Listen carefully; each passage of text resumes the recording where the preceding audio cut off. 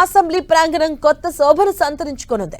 శాసనసభతో పాటు శాసన మండలి ఒకే చోటుకు రాబోతున్నాయి. ఉమ్మడి రాష్ట్రంలో ఏపీకి కేటాయించిన పాత అసెంబ్లీ భవనంలో ఇకపై శాసన మండలి సమావేశాలు నిర్వహించేందుకు సర్కార్ ప్లాన్ చేస్తుంది.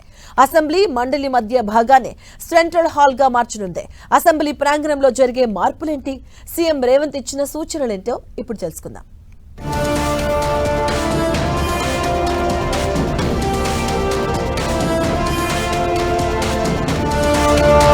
తెలంగాణ అసెంబ్లీకి న్యూ లుక్.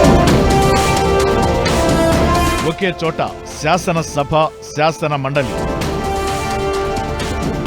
రాష్ట్ర విభజన తరువాత ఏపీకి పాత అసెంబ్లీ భవనం.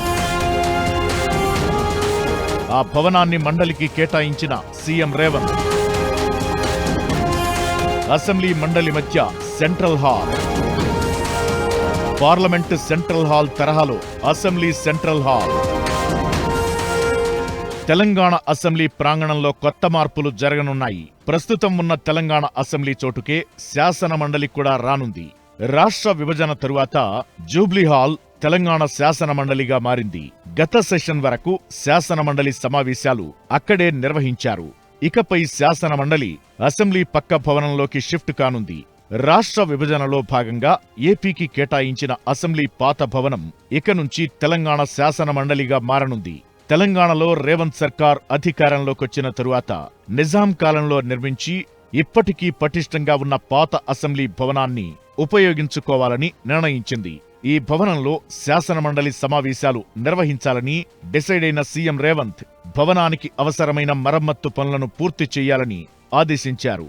ఇందులో భాగంగా మండలి భవన మరమ్మత్తు పనులు స్వయంగా రేవంత్ రెడ్డి పరిశీలించారు. భవనం గత వైభవం చాటేలా పనుల్లో నాణ్యత పాటించాలని సూచించారు.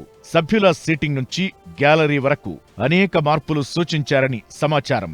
భవిష్యత్తులో నియోజకవర్గాల పునర్విభజన జరిగే అవకాశం ఉండటంతో ఎమ్మెల్సీల సంఖ్య పెరగనుంది. దీనికి అనుగుణంగా సీట్లను ఏర్పాటు చేయాలని సూచించారు సీఎం రేవంత్.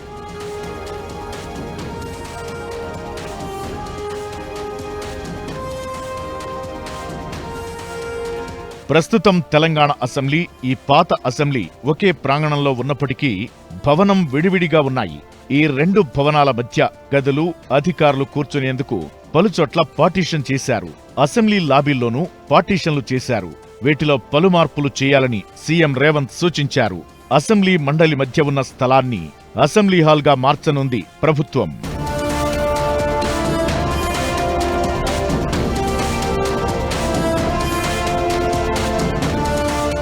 సమావేశాలు జరుగుతున్న సమయంలో ఎమ్మెల్యే, ఎమ్మెల్సీలు ఒకే చోట కలుసుకునేలా ఈ సెంట్రల్ హాల్ను ఏర్పాటు చేయాలని అధికారులను ఆదేశించారు సీఎం.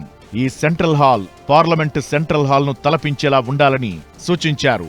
ఈ పాత అసెంబ్లీ భవనానికి ఎంతో ఘన చరిత్ర ఉంది. ఈ భవనాన్ని 1913 నిజాం కాలంలో నిర్మించారు. దీన్ని టౌన్ హాల్ గా పిలిచేవారు. ఇది స్వాతంత్ర్యానంతరం ఉమ్మడి ఏపీ అసెంబ్లీగా కొనసాగింది. 100 ఏళ్లు పూర్తి చేసుకున్నప్పటికీ ఈ భవనం గత చరిత్రకు సాక్షిగా రాజసం ఉట్టిపడేలా దర్శనమిస్తుంది. సీఎం రేవంత్ ఈ భవనాన్ని శాసన మండలికి ఉపయోగించుకోవాలని నిర్ణయించడంతో వచ్చే అసెంబ్లీ సెషన్ నాటికి మరమ్మతులు పూర్తి చేసేలా అధికారులు పరుగులు పెడుతున్నారు.